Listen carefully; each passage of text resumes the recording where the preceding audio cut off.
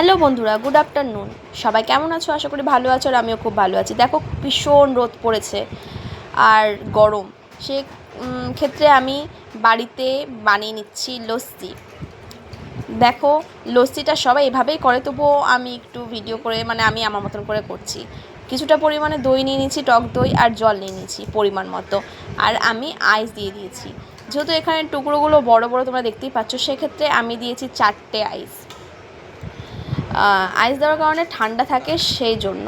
কারণ ঠান্ডা জল তো বেশিক্ষণ ঠান্ডা থাকে না বাইরে থাকলে, আইস দিলে তাও কিছুটা সময় থাকে ঠান্ডা। তো তারপরে আমি দিয়ে দিয়েছি গোলাপ জল। গোলাপ জল দেওয়ার কারণ হচ্ছে ফ্লেভারটার জন্য, আর ভালোই লাগে। লস্যির সাথে একটু গোলাপ জল থাকবে, এটাই তো ভালো লাগে। তারপরে আমি দিয়েছি বিট নুন পরিমাণ মতন, আর চিনিটাও দিয়ে দিয়েছি, তোমাদেরকে দেখাতে পারলাম না। তারপরে আমি ভালো মতন মিক্সড করে নিচ্ছি সব কিছুর সাথে।